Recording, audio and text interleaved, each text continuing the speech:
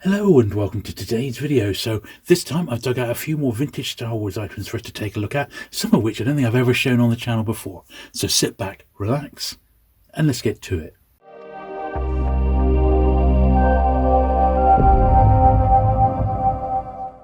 Okay then, so we're starting off with, well, perhaps one of my all-time favourite pieces. This is Meccano, and it's French. So made in France, a Minicinex cassette, and Le Guerre des Étoiles, so it's for the first film.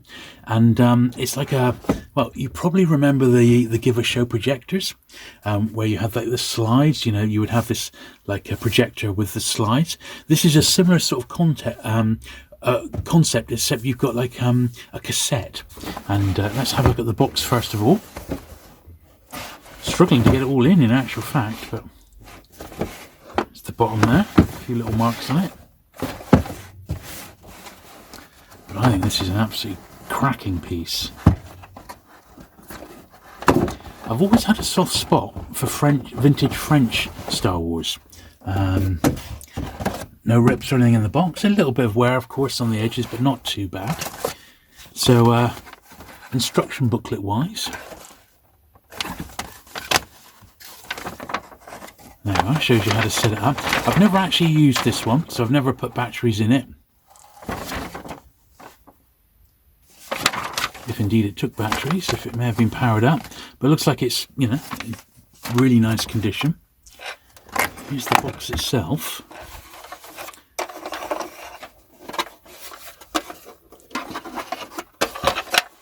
What's this for?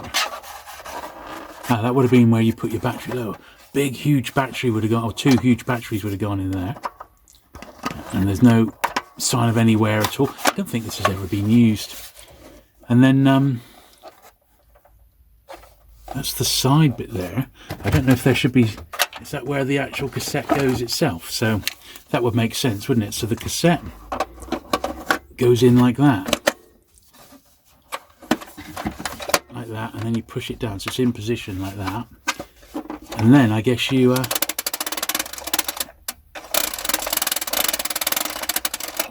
lovely, that's how it works. And there we are, Le Guerre des Étoiles. And I believe that there are more than one or two other cassettes that you could get for this, so I don't know how many were actually released. I've not researched it like that, but a few I would imagine. And how do we get this one out?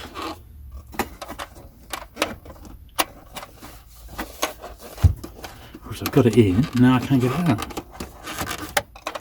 There we are. You just push it out like that. So that's how you get your thing out. So rather a nice piece there. I'm sure I've seen these individually carded up. So on a card, and you've got some other bits of the movie. So yeah, quite nice there. Unusual. You don't generally see them around, well, very often. I think I've only ever seen one other actually in the flesh when I was going around toy fairs. So quite scarce to find. And well, I think it's a lovely piece. Brilliant display item. And it all seems complete there. So I've never tested it, but there's no reason to believe it won't work. And a really terrific early piece of unusual Star Wars memorabilia that you don't see that very often. So very nice. Okay, so this is another piece that I've had for a very long time, probably since the early 90s, possibly even the late 80s. It's Bradley Time, and they did a few wristwatches as well as this, which is a talking alarm clock. Now, in the early years of the channel, probably about 3 or 4 years ago, I did actually film a dedicated video on this one where we got some batteries, and in the end we did get it actually working, so it works absolutely fine. I've not had it out since then, but the box is, you know, much better than average. It's a, you know, virtually you could say shop stock. So let's open him up and have a look. I think this is an American one. Let's carefully open it.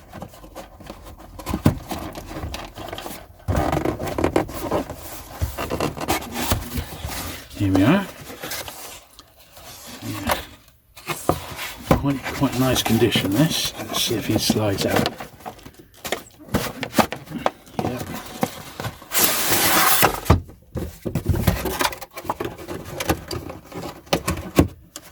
Okay.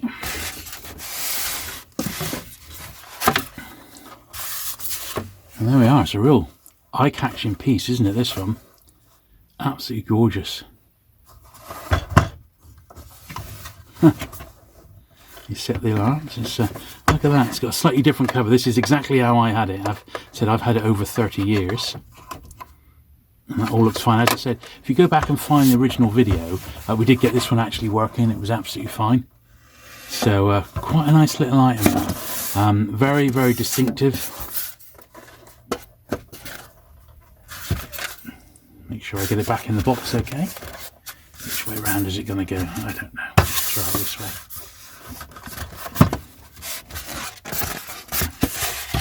I think possibly like that. Yeah, that looks good. So yeah, a really nice item. It is what it is. It was a key piece, wasn't it? And these were around for a while. Has got the guarantee here, Bradley time guarantee. There we are. So it is all complete. These were around for a while, and I'm pretty sure I've seen one which even had, it was the same box, but it had a Return of the Jedi sticker on it. So they kept the same sort of design for a while, you know. Slide that down the side there. Now stand him up and slip that in, if I can. The box is so tight and new, I don't want to cause any extra damage, you know. It's gorgeous, absolutely gorgeous piece, that one. I think you'd be hard pressed to find a better example of that one anywhere online for sale. I mean, very, very nice indeed, that. So yeah, gorgeous, really nice item, that. Right, next piece is the electronic battle command game. So basically this is a Star Wars version of like computer battleships, really. This one's got really nice box art and it's made by Kenner, so well, we're all familiar with them. I do like the little X-wing in the background there. Pretty nice, this one. And once again, this is better condition than most that you see around. The contents are absolutely fantastic from what I can recall. So yeah, pretty nice. It's above average. It's not mint, but it's definitely above average condition. So let's have a look here. Let's get one of those ones that may be best to slide him out.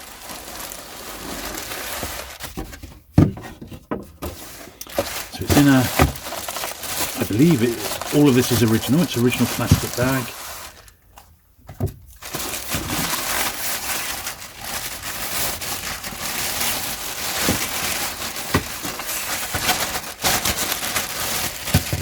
Right, so we've got the two bits of polystyrene holding it in place.